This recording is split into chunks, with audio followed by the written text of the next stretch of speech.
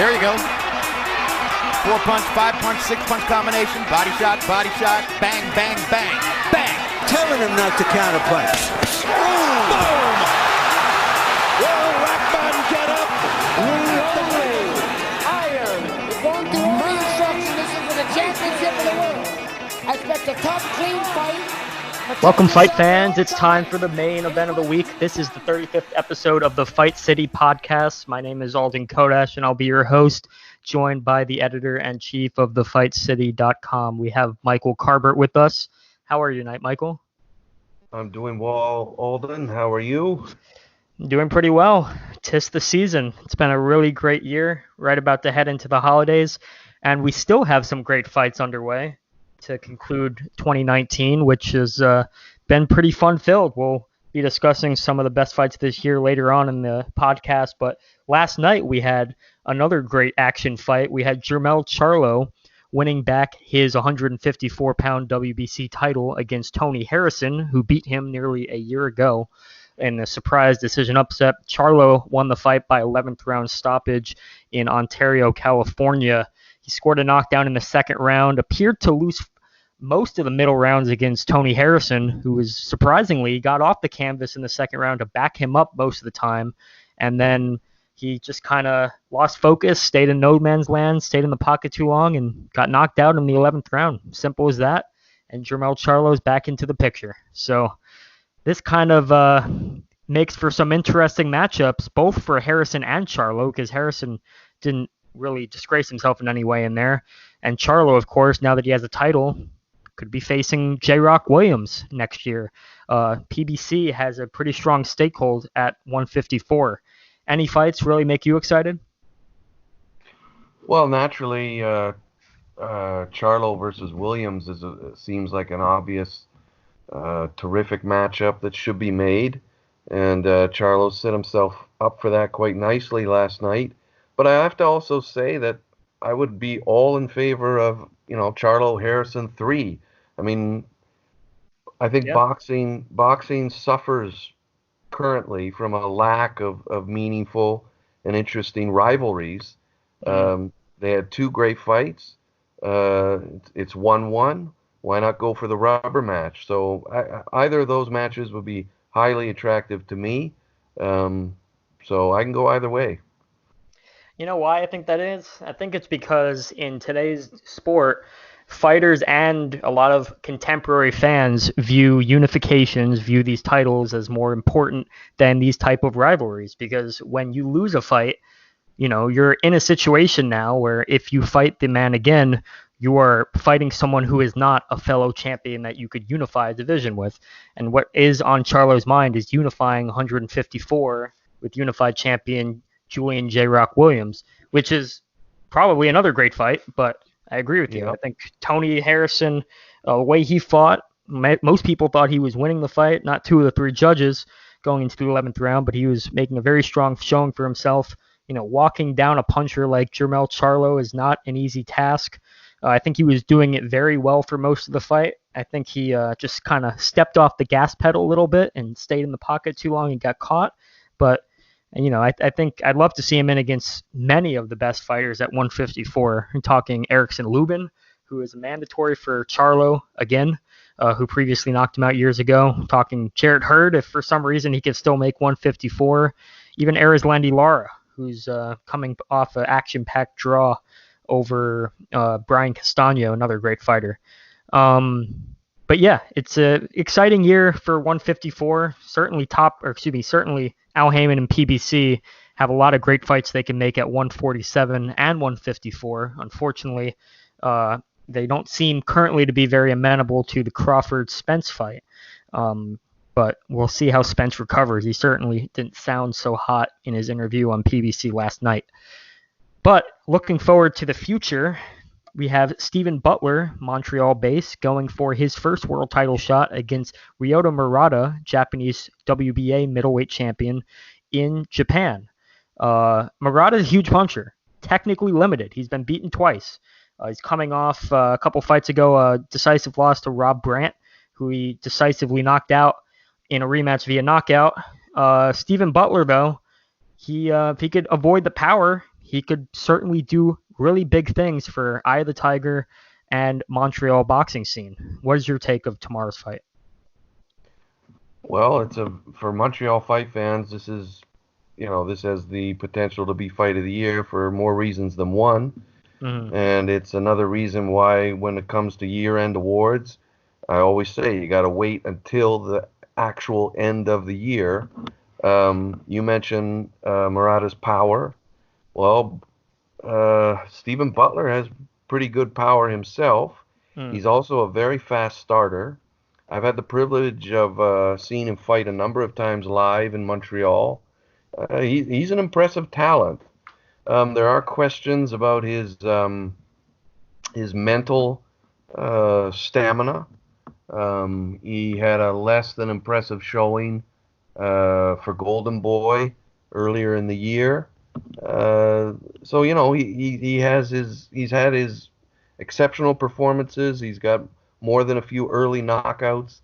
He had a defeat to Brandon Cook in Montreal, which sparked a riot, by the way, at the Bell Center. Wow. A couple years back. That was a memorable night. Were you there? Sorry? Were you there for the riot? I was not there, but our correspondent Zachary Alapi was there. Ooh. And he wrote about it recently on the site because Eye of the Tiger actually, I don't know if they were officially banned exactly, but that was their last card that they did at the Bell Center for quite some time. The people at the Bell Center naturally were not too happy after there was a riot in the arena, and they just recently had kind of a triumphant return to the Bell Center with the David Lemieux comeback fight, which, by the way, is another excellent fight that we shouldn't forget. That was a sensational action fight. Lemieux's comeback win, which was a close one. Getting off track there, but no, Stephen Butler has already put together a really interesting career, but he's still very young, and this is a big opportunity for him. And there's no underestimating the impact it would have for both him and for boxing in Montreal if he can return from Japan with a world title belt. So by the time that those of you listening to this right now, the fight's already happened. I'm hoping Butler gets the win. It would be huge for him, for Eye of the Tiger management, and for Montreal boxing. So hopefully that's what happens. Yeah. He is going up against a big puncher in Ryota Murata, and they're fighting for the regular WBA middleweight championship, but I wouldn't undervalue that title right now because Canelo Alvarez seems to have all intentions of vacating or at least moving up to at least 168. He just won the light heavyweight WBO title against Kovalev in November. But I can't really see him staying at 160 too much longer. We already had Danny Jacobs making his 168-pound debut on Friday. It's kind of running out of top-level opposition at 160 right now, besides Triple G, who he seems to have no intention of getting back in the ring with. But yeah, it seems like 168 is the future, so this fight really is important for Butler because he can find himself as a legitimate title holder at 160 if he wins this fight and set himself up for big unifications in 2020. So a lot on the line for Stephen Bang Bang Butler. Let's hope him the best and hope Eye of the Tiger the best as well. So also in the news, we have Lee Wiley releasing another brilliant video, his top 5 pound-for-pound analysis of Lomachenko, Alexander Usyk, Terence Crawford, Naoya Inoue, and Canelo Alvarez. We live in a time where you could make a case for at least 4 out of the 5 of those top 5 pound-for-pound fighters of who you think is the best in the world pound-for-pound. I mean, you got Ring Magazine and the transnational rankings having Canelo as the best pound for pound. You have several other outlets thinking Lomachenko is the best pound for pound. I know Crawford has worn that title before as well. Inoue and Usyk, you might hear less of them at the number 1 spot, but there's certainly, you can make a strong case that they're 2 or 3 by many standards. And, this is a far cry from when guys like Mayweather and Pacquiao and Mayweather's absence and his periodic retirements just kind of hogged the number one pound for pound spot for much of this decade, really. So I think, with this level of competition and some of these great fights getting made, we're in a pretty good time. And Wiley's video just dissects each of those five's idiosyncrasies and their individual talents that arguably make them one of the best in the world pound for pound. So what is your take of that video? Oh, well, I definitely want to take a moment and give a plug for the brilliant work of Lee Wiley. I mean, not just in terms of boxing analysis, but the way he crafts his videos. I've been working with Lee now for a few years, and I'm proud of that. I'm proud of the site's association with Lee. And what gets overlooked, I mean, he is, without a doubt, a most astute analyst in terms of boxing tactics and skills and stratagems and so on. But what I love too is the care he takes with the videos themselves, the music, how he makes them flow, and he always creates very effective endings. The videos are really works of art, and so I would like to say something about that and encourage everybody to watch the videos in that light, as well as just from the in addition to learning something about boxing when watching them. So yeah, it's another brilliant video from Lee, and he doesn't go out of his way to like really rank the top five and say this one's number one, this one's number five. It's more highlighting the fact that these are the five best, in his view, pound for pound in the sport today. And it's really hard to argue against the five that he's chosen.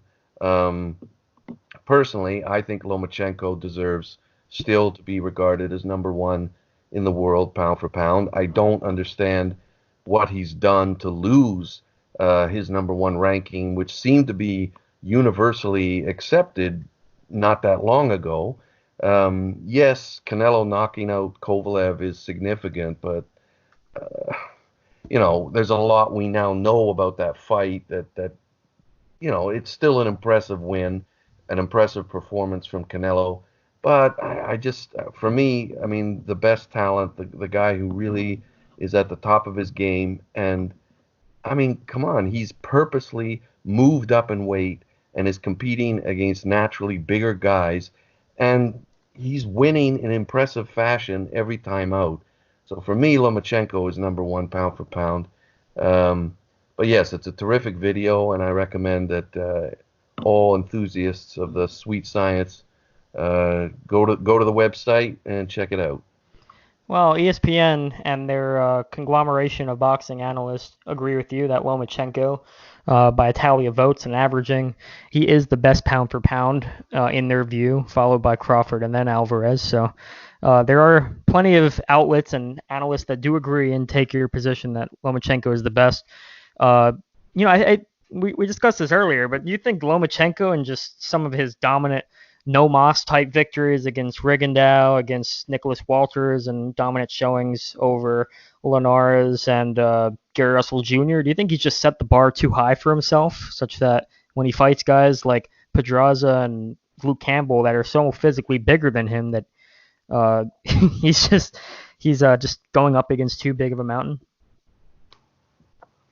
Well, I mean, he has set the standard ridiculously high, as you say, and that may be a factor in this. I mean, the other thing to note, of course, is that pound for pound lists are kind of, I don't take them very seriously anyway. They've become, pound for pound lists have become very important, in part because the current era of boxing, there's kind of a vacuum, because we don't get to see the meaningful fights as often as we would like. I mean, there's a reason why we have rankings. There's a reason we have champions. It's actually supposed to all work so that the best fight the best on a very regular basis. But boxing in its current form, that doesn't actually happen. So pound for pound lists become more significant because naturally we want to try and get a sense of who the best fighters really are. But yeah, I think you make a good point. I think Lomachenko has set the bar exceptionally high, and I do think that it becomes easy to take him for granted, in part because he has been so dominant. And when you make top professionals, champions, one after the other, surrender, quit, I mean, in a way, that's more impressive than scoring knockouts. Yeah. And no, yeah, I think you make a good point. And for me, there's no doubt. I mean, in terms of just sheer skill and versatility and talent, he's at the top. Yeah, he introduces a lot of new aspects to the game that we don't always see. A lot of the shifting and the footwork, the aggressive footwork that we've seen from Lomachenko, and what you could see in Wiley's video are very novel skills that we just don't often see in this day and age. And he's got a big fight ahead of him, most likely in April, as we've been hearing, probably in the Garden against new IBF lightweight champion Teofimo Lopez.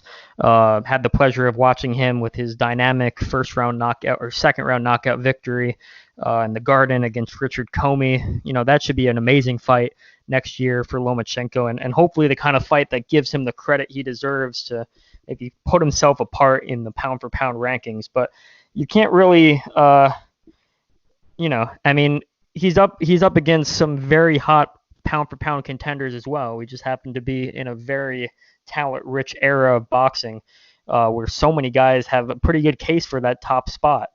And it's going to take an impressive victory over Teofimo to make that more clear to many that we're dealing with another level type talent in Vasily Lomachenko.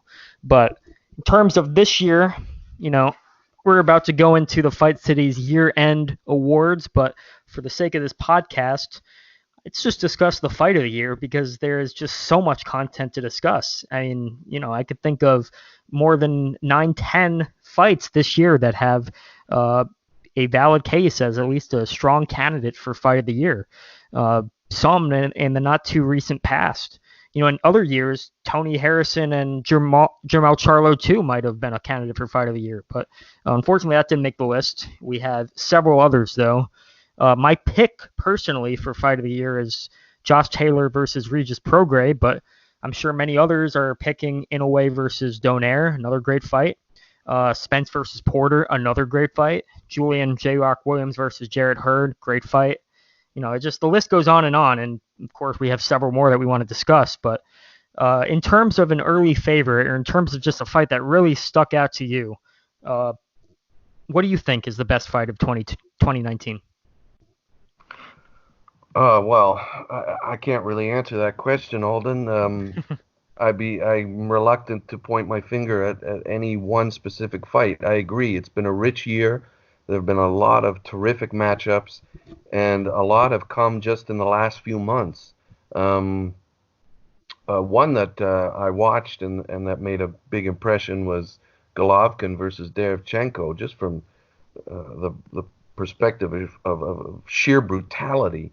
Yeah. I mean, that was a top level slugfest, and those guys were both absorbing tremendous punishment, dishing it out and catching it. That was a terrific matchup, terrific battle, very close. After 12 rounds, in my opinion, it was. I wasn't among those who felt that Derevchenko clearly deserved the win. I didn't agree with that, although a lot of people seemed to be saying that at the end. I thought it was just a very, very close match, and Golovkin kind of squeaked it out. Mm-hmm. Yeah, there's a lot of great fights, and it'll be fun. It'll be fun to put together a short list of candidates and then discuss a winner.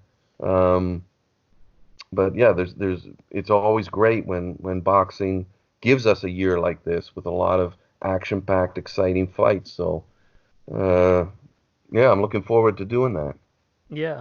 We also have Andy Ruiz versus Anthony Joshua 1. Probably the round of the year is the third round, and definitely the upset of the year. One of the biggest shockers in the last 20 years of heavyweight boxing and just all of boxing in general. Unfortunately, it was a little bit overshadowed by the rematch, which in many ways, or in every way, plus more, just did not live up to the hype and didn't do the first fight justice in terms of this Andy Ruiz feel-good story that we all fell in love with back in June. But it's another fight that I'm sure will have fight of the year written all over it from many news outlets, and rightfully so. Fortunately, we at the Fight City had the pleasure of being able to cover that fight. Probably one of the most shocking events I've ever been seated at, personally. But yeah, we have plenty to pick from. My pick is with Taylor versus Prograis. I thought that was just the most consistent, high levels, high-skilled, back-and-forth type action fight imaginable. Just two of the best fighters fighting each other and showing why we need to see more of that. And I hope we do in 2020 in terms of these top-level unification matchups. So my pick is with Taylor Prograis. I'm sure other people will disagree. I hope they do. I love to duke it out back and forth on many of these picks because we just have so much great fights to consider in 2019. But the year's not over, and the one fight that we want to note going into next week is Badou Jack versus Jean Pascal. Not only will that be an entertaining fight, I think, but it's kind of the type of fight that makes you kind of reminisce of the fascinating and fabulous career of Jean Pascal, a great champion from Canada, who has one last chance, it seems like, to make his impact on the boxing world. What do you make of the fight and in the broader perspective, Jean Pascal's legacy? Well, that's another reason. This matchup is another reason to definitely wait. You've got to wait until January 1st before you start making firm decisions about your fights of the year and fighter of the year, upset of the year, etc.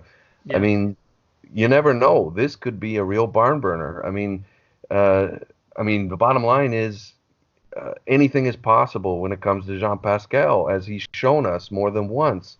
Nobody expected him to be a world champion at this point in time, and he's the underdog going into this fight, but he's also the defending champion coming off that big upset win, and you never know. I mean, that's the thing. I mean, Jean Pascal has shown, I mean, I know I was among those who kind of wrote him off after his defeat to Bernard Hopkins all those years ago, and then he suffered two stoppage losses to Sergey Kovalev, both in pretty brutal fashion. He took a lot of punishment. Yeah. And so there was more than one person, including myself, saying maybe retirement makes sense at this point in time for the good of his health. Instead, he soldiered on, and he's at this point. I think you can make the argument he's potentially a Hall of Famer.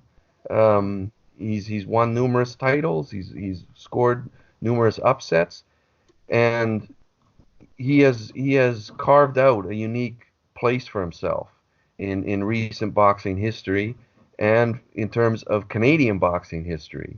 And so he deserves credit. He deserves some support and some tributes, because that's the other side of this. The expectation is Badou Jack will be just a little bit fresher, a little bit sharper. He's a little younger, and that nobody's going to be at all surprised if it's Badou Jack getting the win. At which point, again, it seems logical to be saying maybe it's time for Jean Pascal to ride off into the sunset. And again, at which point then it's appropriate to look back and pay tribute to an outstanding competitor and a guy who, every time he got into the ring, he gave it his all. He left it all in the ring, and he scored some remarkable wins and done himself proud. So we had the opportunity to interview some notables on the Montreal fight scene and talk about Jean Pascal's career. And that was a pleasure of mine to do that. Yeah, so next up we'll have Shakeel Phinn and David Loiseau, if I'm pronouncing his last name correctly, touching on the legacy of Jean Pascal. So we'll bring you to Shakeel Phinn, super middleweight contender. I expect a tough, clean fight. Protect yourself at all times. In a question from the challenger. I'm here with rising super middleweight contender Shakeel Phinn, and I want to get your take as a fellow Montreal fighter on the resurrection of Jean Pascal. I feel what Jean is doing right now is pretty amazing. Nobody expected him to beat Marcus Brown, and he did. He knocked him down, I think, twice, almost 3 times. And obviously there was a clash of heads, but he was winning on the scorecard, so they gave it to him. And it was a legit victory. Yeah, a legit victory. I feel like, and then I feel he just resurrected himself, and now he's able to make some more money for his family and stuff like that, and for himself. So honestly, huge congrats to him. And I'm just for him to do something like that is like basically it was really inspiring, especially for us fellow Canadian fighters out here. Would you ever consider a move up to 175 and take on Jean Pascal in Montreal? I mean, 175. I mean, it's not like it's big because I walk around pretty big too. But to fight Jean, I mean, I like Jean, and but I mean, like if people would want to see that fight, hey, like I'm not one to say no to stuff like that. I'm sure it would be a huge opportunity, and we'd make for a great fight. I love Jean's a really cool guy. I'm cool with him. Every time I see him, it's always love. And I think it'd be the same thing in the ring. I mean, it's not if he was up for it, and I'd be like, okay, let's do it, man. It's a fight, right? So yeah. Now I believe that nothing's been finalized yet, but there's talk of him taking on Badou Jack. Yeah. That'd be a stiff challenge. What's your take on that fight? I mean, I guess Badou's fully recovered from that crazy cut that he had. Yeah. Honestly, the way Jean's been, I mean, the way he's able to just kind of like do those spurts, he's just so unorthodox to guys right now. It's hard to maybe we might be beating up on him, but he just comes with these wild shots that you don't see sometimes. And we've seen Badou drop. We've seen Body knocked out, actually. So, I mean, you never know. Jean might pull this off again and get himself another because he's interim world title, like another world title shot. So, would be cool to see. I think it's hard to take. It's hard to see. I think we're going to be surprised. Like, I think we're just going to be surprised. I think Jean might surprise us again. Yeah. The thing about Pascal, too, is you can count on him to give a good show. Exactly. Even when he loses, he always gives it all he's got. Yeah. And he's a fun fighter to watch. 100%. Yeah. And Badou Jack versus Adonis Stevenson was a heck of a fight. That was a great fight. Yeah. And I got a feeling that Pascal versus Badou Jack could also be a rumble. I believe so too. It's gonna be. I think it's gonna be another great fight. There could be another clash though, because the way Jean fights, there's definitely gonna be. Somebody's getting cut for sure. But I think it's going to be another great fight. And I think Jean might be able to pull it off because I don't think Badou could stop Jean. The only guy who's ever been able to stop Jean is Kovalev. Yeah. And that's Kovalev. Yeah. So, but everybody else hasn't been able to stop Jean. Jean's a tough guy, great chin on him. Yeah. So I don't think Badou can stop him. Maybe outbox him. But it's hard to outbox a guy who's so awkward sometimes too, right? So, so I think Jean might be able to pull off the upset.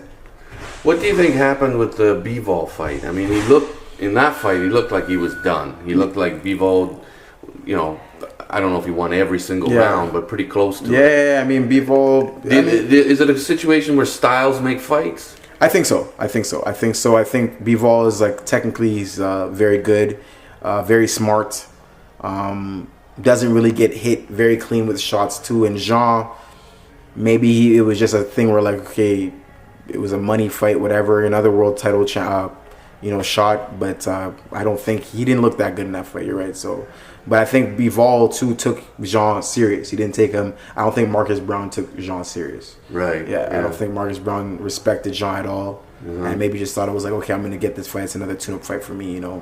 So I think Bivol took it a little more serious and more cautious. I got a feeling whoever's next, whether it's Badou Jack or someone else, they're gonna respect them. 100%. You have to. Jean is always out there, and he's a dog, man. So you gotta respect him.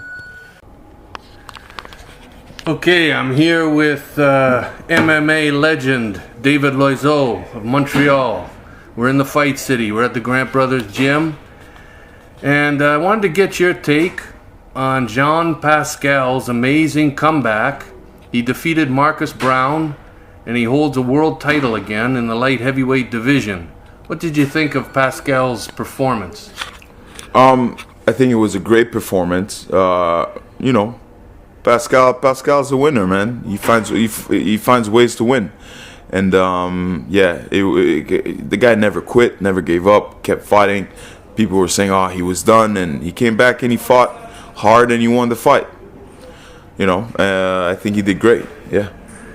Now, not that long ago, there was a lot of talk about David Loiseau and Jean Pascal maybe getting in the ring, kind of a echo of Conor McGregor versus Floyd Mayweather, a kind of MMA versus boxing duel. I know that the talks, they were not. It was not a joke. There was some serious discussion. What's your looking back? What's your take on all that? Well, he had the opportunity, what's it called? He chose to fight another former MMA fighter, Steve Busse, instead. So, I mean, the door's not closed, but I think he doesn't want none of this heat, man. I think he doesn't want. I'm too much of a risky fight. I'm much wiser, smarter. I'm faster than I was. I understand the sport of boxing a lot more than people know. I've been boxing with the Grand Brothers for about close to 20 years, man. So I've been around pro boxers for a long time. So yeah, I'm door's still open, but it's he moved on to different things, and I'm open to whatever. But yeah, I wish him the best if he wants to keep boxing and do his thing. I mean, the door's open also for a fight in MMA with him, but I don't think he wants any of that. I think that would be his worst nightmare coming to reality. Like, an MMA fight with me is no joke. Finally, word is that talks are ongoing for a possible Jean Pascal versus Badou Jack fight, maybe happening as early as December. Any thoughts on that? And do you think Pascal's got a serious chance to win that fight? Nobody thought he'd beat Brown. Yeah, He's man. going to be a serious underdog again. But I mean, what's it called? I mean, Brown beat Badou Jack, right? Yeah. It was a headbutt. It was a cut. Yeah, there was a really bad cut. Yeah, bad cut. But they let it go the distance. Yeah. But to be honest, Pascal is that type of guy, man. Always has a shot. The guy's, I say winners win, man, and he's got the winner's mindset. He might be able to find a way to win, and even though we don't get along, I believe he could do it. You know what I'm saying? Is there any particular reason why you and Pascal don't get along? He talked mad shit about MMA fighters. He disrespects MMA fighters, and when we cross paths, we're gonna have to talk, man. Thank you very much, David. All right, my man. Thank you.